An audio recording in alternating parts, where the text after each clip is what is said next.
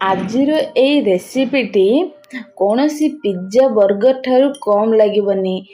ଆଉ ଏମିତି simple and easy tasty recipe, ଆହୁରି ସେଇଟା ବି ଗୋଟେ କପ୍ ସୁଜିରେ କେମିତି ତିଆରି କରିବା ଦେଖିନେବେ। ଭିଡ଼ିଓ ସମ୍ପୂର୍ଣ୍ଣ ଦେଖନ୍ତୁ। ଭିଡ଼ିଓ ଭଲ ଲାଗିଲେ ପ୍ଲିଜ୍ ଚ୍ୟାନେଲକୁ ଲାଇକ୍ କରନ୍ତୁ, ସେୟାର କରନ୍ତୁ। ଚ୍ୟାନେଲରେ ଯଦି ନୂଆ ଅଛନ୍ତି ପ୍ଲିଜ୍ ସବସ୍କ୍ରାଇବ୍ କରିନିଅନ୍ତୁ। ନମସ୍କାର, କବିତାସ୍ ଓଡ଼ିଆ କିଚେନକୁ ଅନେକ ଅନେକ ସ୍ୱାଗତ। ଏଇଠି ମୁଁ ଗୋଟେ କପ୍ ସୁଜି ନେଇଛି।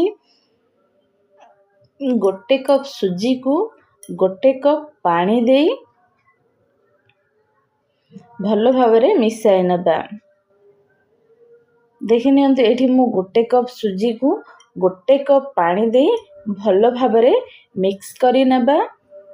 ୟାକୁ ମୁଁ 15ରୁ 20 ମିନିଟ୍ ରେଷ୍ଟ କରିବାକୁ ଦେବା, ଯାହାଦ୍ୱାରା ସୁଜିଟା ଟିକେ ଭଲ ଭାବରେ ଫୁଲିଯିବ। ଦେଖିନିଅନ୍ତୁ, ଏଇଠି ସୁଜିଟା ମଧ୍ୟ ବହୁତ ଭଲ ଭାବରେ ଫୁଲି ଯାଇଛି। ଏଥିରେ ଆମେ ଚାଞ୍ଚିକି ରଖିଥିବା ଆଳୁ ପକେଇ ନେବା ଗୋଟେ। ମୁଁ ଏଇଠି ଅଳ୍ପ ଟିକେ ପିଆଜ ପକେଇ ନେଉଛି। ଏଥିରେ ମୁଁ ଆଉ ଟିକେ କଲରଫୁଲ୍ କରିବା ପାଇଁ କ୍ୟାପ୍ସିକମ୍ ମଧ୍ୟ ଚପ୍ କରି ନେଇଛି। ତା ସାଙ୍ଗରେ ଟମାଟୋ ମଧ୍ୟ ଅଳ୍ପ ଟିକେ ଚପ୍ କରି ନେଇ ପକେଇ ନେଇଛି ଏଥିରେ, ଯାହା କଲର୍ ଆଉ ଟିକେ ବଢ଼ିଆ ଲାଗିବ। ତା ସାଙ୍ଗରେ ଆପଣମାନେ ଗାଜର ବା ଅନ୍ୟ କିଛି ପରିବା ମଧ୍ୟ ଆଡ଼୍ କରିପାରିବେ। ଏଇଠି ମୁଁ ଗୋଟେ ଚାମଚ ଲଙ୍କାଗୁଣ୍ଡ, ଗୋଟେ ଚାମଚ ଧନିଆ ଗୁଣ୍ଡ, ହାଫ୍ ଚାମଚ ହଳଦୀ ଗୁଣ୍ଡ ଦେଇ ଭଲ ଭାବରେ ମିକ୍ସ କରି ନେବା, ଯାହାଦ୍ୱାରା ଏଇଠି ଭଲ ଭାବରେ ସୁଜି ସାଙ୍ଗରେ ପରିବା ମଧ୍ୟ ଭଲ ଭାବରେ ମିକ୍ସ ହେଇଯିବ। ଏଇଠି ମୁଁ ଲୁଣ ଏବେ ପକେଇ ନେଉନି।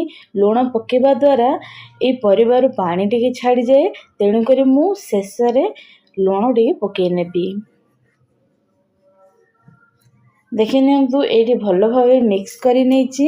ଏଇଠି ମୋତେ ଆଉ ଟିକେ ପାଣି ପାଇଁ ଆବଶ୍ୟକ ପଡ଼େ, ତେଣୁକରି ମୁଁ ହାଫ୍ କପ୍ ପାଣି ପକାଇ ଭଲ ଭାବରେ ମିକ୍ସ କରି ନେଉଛି।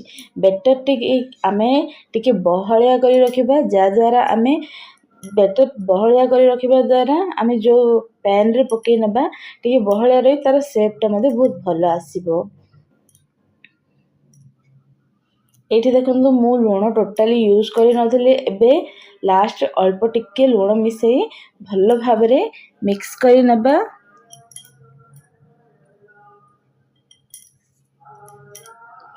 ଏଇଠି ଦେଖନ୍ତୁ, ଆମର ସମସ୍ତଙ୍କ ଘରେ ତଡ଼କା ପ୍ୟାନ୍ ତ ଆଭେଲେବଲ୍ ଥାଏ। ଦେଖିପାରୁଥିବେ, ମୁଁ ଏଇ ତଡ଼କା ପ୍ୟାନ୍ ନେଇଛି। ସେଥିରେ ମୁଁ ଗୋଟେ ବଡ଼ ଚାମଚ ତେଲ ପକାଇ ନେଇଛି। ଏଇଠି ଟିକେ ତେଲ ଅଧିକ ପକାଇବେ, ଯାହାଦ୍ୱାରା ତା'ର ସେପ୍ଟା ମଧ୍ୟ ବହୁତ ଭଲ ଆସିବ, ସାଙ୍ଗରେ ଟେଷ୍ଟ ମଧ୍ୟ ବହୁତ ଭଲ ରହିବ। ଏଇଠି ମୁଁ କଲର୍ ଆଉ ଟିକେ ବଢ଼ାଇବା ପାଇଁ ମୁଁ ଅଳ୍ପ ଟିକେ ଆମର ରାଶି ଟିକେ ପକାଇ ନେଉଛି, ଯାହାଦ୍ୱାରା ତା'ର ବେସ୍ଟାକୁ ରାଶିଟା ଲାଗିଲେ ତା'ର ଟେଷ୍ଟ ମଧ୍ୟ କ୍ରଞ୍ଚି ହେଇ ଟିକେ ଭଲ ରହିବ। ତାପରେ ଆମର ଯେଉଁ ବ୍ୟାଟର ପକାଇ ଗୋଳେଇ ରଖିଥିଲେ, ସେ ବ୍ୟାଟର ପକାଇ ଗୋଟେ ମିନିଟ୍ ମିଡ଼ିୟମ୍ ଟୁ ଲୋ ଫ୍ଲେମ୍ରେ ଆମେ ଫ୍ରାଏ କରି ନେବା। ଦେଖିନିଅନ୍ତୁ, କେତେ ସୁନ୍ଦର ଭାବରେ କେତେ ବଢ଼ିଆ ବାହାରି ମଧ୍ୟ ଯାଉଛି। ମୁଁ ଏଠି କାଢ଼ିକି ଦେଖାଉଛି, କଲର୍ଟା ମଧ୍ୟ କେତେ ବହୁତ ଭଲ ଥିବ। ଦେଖିନିଅନ୍ତୁ, କଲର୍ଟା ମଧ୍ୟ କେତେ ସୁନ୍ଦର ମଧ୍ୟ ଦେଖାଯାଉଛି। ଦେଖିପାରୁଥିବେ, ମୋର ଯେଉଁ ରାଶିଟା ଉପର ପଟେ ଟିକେ ପକାଇବାରୁ ତା'ର ପୁରା କେତେ ସୁନ୍ଦର ଦେଖାଯାଉଛି। ଦେଖିଲେ ନା, ଆଜିର ଏଇ ଭିଡ଼ିଓଟି ଆପଣଙ୍କୁ ବହୁତ ଭଲ ଲାଗିଥିବ ବୋଲି ଆଶା କରୁଛି। ଆଉ ଏମିତି ହିଁ ନୂଆ ନୂଆ ଭିଡ଼ିଓ ଆପଣମାନଙ୍କ ସହିତ ସେୟାର କରିବି।